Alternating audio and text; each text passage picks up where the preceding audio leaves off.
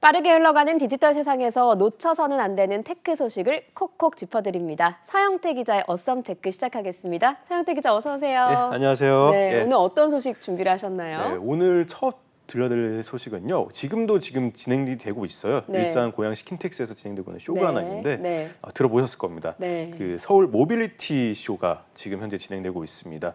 원래는 서울 모터쇼로 원래 이름이 되어 있기 때문에 네. 사람들이 모터쇼로 많이들 알고 계신데요. 그쵸? 이름이 바뀐 이유가 있을 것 같네요. 네, 이제는 이제 모터, 그냥 자동차를 넘어서 네. 바다 또는 항공 또는 로봇 뭐 이런 것까지 다 모빌리티라는 거는 영어인데 그냥 이동이라고 보시면 될 것 같아요. 네. 그래서 자동차 산업을 넘어서 어떤 그 이동에 대해서 사람의 이동에 대해서 한번 우리가 탐구해 볼 수 네. 있던 그런 행사 자리였습니다. 네. 가족분들 단위로도 많이들 오게 되고 네. 앞으로 사람들이 또 인류가 어떻게 이동하게 될지도 알아볼 수 있는 그런 자리였는데요. 네.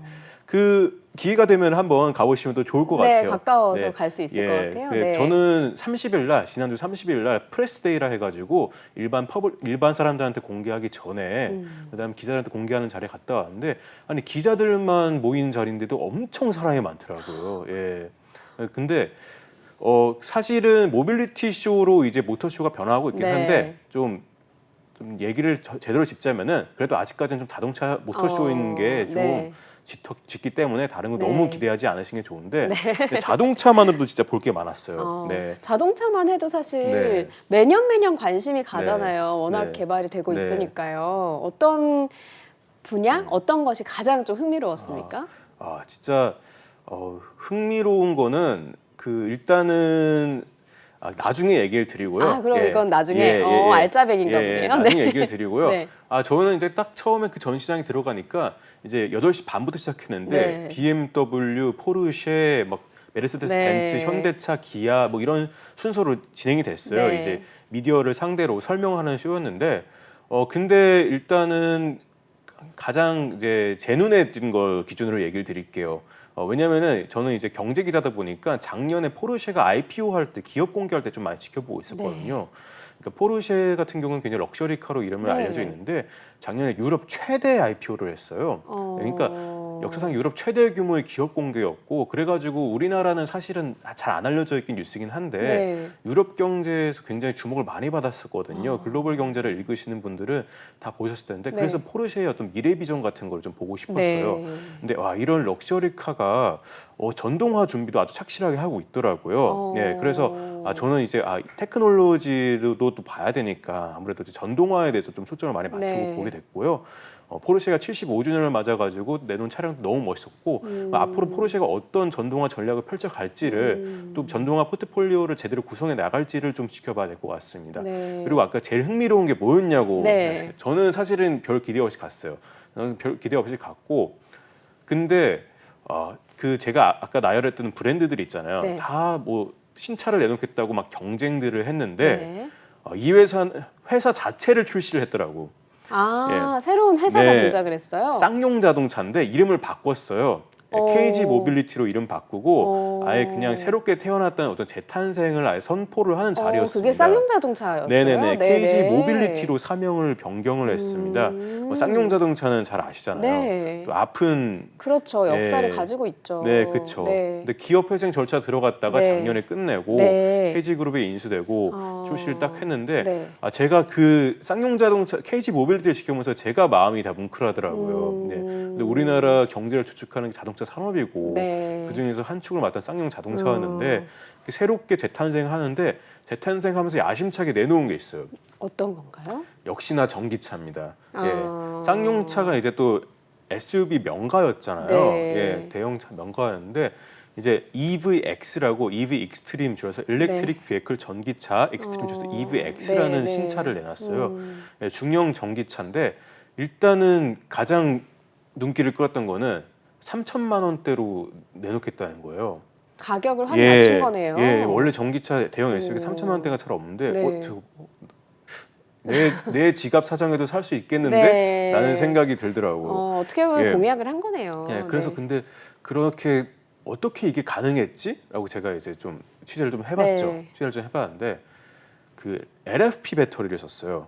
네. 예. 근데 이것만이 어떤 가격이 내려가는 네. 요인은 아니었겠지만은 LFP 배터리는 뭐냐 중국 배터리거든요. 중국 배터리인데 안전한데 조금 성능은 떨어지는데 근데 좀 가격이 싼 그런 배터리예요. 예. 그래서 이제 테크놀로지적으로 LFP에 대해서 또 설명을 드리자면 또 한도 끝도 없는데 네. 그냥 안전한데 싸지만은 네. 성능은 조금 떨어진다라고 네. 하면 되는데 이 성능이 떨어지는 게 에너지 밀도라는 게 있어요. 이제 기술적으로 킬로그램당 몇 와트씩 뭐 이런 건데 네. 이거를 또 국내 최초로 그 돌파하는 그런 기술을 또 적용을 했습니다. 예. 그래서 저는 뭐 경제 기자지만 아무래도 기술 얘기를 어썸테크다 보니까 많이 네. 하게 되는데 네. 이게 뭐냐면 셀투팩이 뭐냐면은 배터리 셀 있잖아요. 이 셀을 잘 보호하기 위해 가지고 여러 가지 장치들을 또 하는데 그 장치들이 다 필요 없게 되고 네. 조금 설명드리자니 어려운데 아무튼 예, 주행 거리를 네. 확 높일 수 있는 아무튼, 기술이었다. 네. 그걸 거기다 국내 가격도 최초로 낮췄다. 네. 적용을 했었다. 네. 그렇게 이야기를 할 수 있겠습니다. 네. 예. 그리고 또 다른 전기차 나왔다고 네. 하더라고요. 네.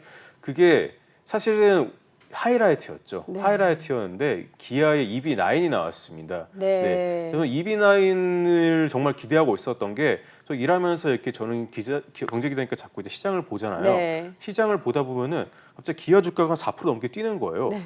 그래서 뭐지? 네. 했는데 EV9이라는 신차 공개되는데 그게 너무 기대를 모았습니다. 간략하게 설명드리자면 대형 SUV인데 네. 패밀리카, 가족을 위한 전기차라고 얘기할 수 있을 것 같아요. 펠리사이드의 네. 전기차 그쵸, 버전이다 그쵸, 이렇게 보면 그쵸. 되나요? 예. 그 정도 사이즈가 되고 3열이에요. 그래서 6인 혹은 7인이 앉을 수 있는데 3열입니다. 네. 또 여기에는 또 기술적인 부분을 디자인도 너무 예뻤는데 네. 기술적인 부분만 이야기를 하자면은 그 자율주행 레벨 3가 적용이 됐더라고요. 네. 기아 최초로. 네. HDP라고 하는데 그러니까 고속도로 같은 데서 보면 이제 손을 떼고 있어도 되는 거예요. 손 떼고 있어도 앞차랑 안전거리를 유지해주고 차로에서 이제 계속해서 차선을 안전 차선을 유지해주고 그런 자율주행 기술이 또 적용이 되어 있더라고요. 네. 그 점이 너무 인상 깊었고 배터리 같은 경우도 아주 우수한 배터리를 썼는지 네. 그 덩치에도 1회 충전에 500km 가게 만들겠다고 하더라고요. 네. 예. 아, 그렇구나. 그러면 말 그대로 아빠 차가 나온 게 맞네요. 네네. 네, 아빠 네. 차가 전기차로 나온 게 맞다. 예, 이렇게 맞습니다. 보면 되겠네요. 네. 예. 그리고 이제 또 하나 짚어드리고 싶은 게 이게 저도 이제 기아의 이제 송호성 네. 사장님이 이제 프레젠이 끝나고 네. 막 가시는데 막 기자들 막 달라붙어가지고 한마디 막 네. 하는데 그 중에서 중요한 질문 하나 나온 게 보조금이었는데 아. 예, 보조금 아무래도 받을 수 있을 것 같습니다. 아, EV9은 보조금까지. 예, 네. 8,500만 원 이상이면 못 받거든요. 네, 근데 네. 8,500만 원 이하면 받을 수 있는데 네. 가능할 어. 이거는 뭐 오피셜은 아니지만은 네. 느낌상 가능할 것 같은 중요한 현장에 부분이네요. 있어서 네, 느꼈던 네. 예, 그런 부분입니다. 예, 알겠습니다. 네. 서영태 기자, 뭐 매주 어썸테크로 저희 찾아오실 거니까요. 네. 더 많은 이야기는 네. 또 다시 다음 주 월요일에 듣도록 하겠습니다. 예, 알겠습니다. 네, 오늘 여기까지 듣겠습니다. 고맙습니다. 파도가 한번 들이치면은 와르르 무너져 버릴 수밖에 없습니다. 이것만 알고 있으면 괜찮았을 텐데 블록체인이 처음인 여러분 지금 주목하세요. 비트코인을 필두로 해서 블록체인 기술을 활용한 가상화폐 시장이 어마어마하게 커지고 있습니다. 개인이나 기업들은 가상화폐를 신규로 발행하기도 하고 전 세계로 유통하기도 하면서 새로운 경제 논리를 만들어내고 있습니다. 블록체인 분야에 오래 활동하면서 초보자들이 어려움을 겪는 모습을 참 많이 봤습니다. 얼마 전 있었던 FTX 사태처럼 거래소를 과신해서 거래소에 많은 돈을 넣어뒀다가 큰 피해를 보신 경우도 봤습니다. 코인을 잘못 전송해서 금전적 피해를 보신 경우도 있었고요. 거래소에서 입출금을 할 때 네트워크 선택을 잘못하셔가지고 힘들게 복구하신 경우도 종종 봤습니다. 또 어떤 경우에는 지갑 보안을 잘 모르셔가지고 해킹 또는 피싱을 당해가지고 큰 금전적 피해를 보신 경우도 많이 봤습니다. 그래서 이 강의에서는 이러한 일들을 피하고 이겨내기 위한 기본기를 가르쳐 드립니다. 여러분, 강의를 볼 시간이 없으시다고요? 하루에 1시간씩 딱 일주일만 투자하십시오. 블록체인의 정확한 개념을 머릿속에 그려낼 수 있을 겁니다. 초보자들을 위해서 기초와 실전을 융합해서 구성했습니다. 첫 번째, 쉬운 개념 설명입니다. 지갑 만들기, 전송, 들어는 봤지만 알기 어려운 이런 내용들을 개념부터 차근차근 설명해 드립니다. 두 번째로 용어 정리입니다. 하드포크, 스테이블 코인, 어렵다는 느낌이 드는 용어들을 제가 또 쉽게 정리해 드렸습니다. 세 번째, 실전 적용입니다. 기초적이지만 막상 닥치면은 초보자들은 당황할 수밖에 없는 그런 문제들 있죠. 스스로 분석하고 해결할 수 있는 능력을 길러드립니다. 블록체인과 친해지는 가장 쉬운 지름길 제가 안내해 드리겠습니다.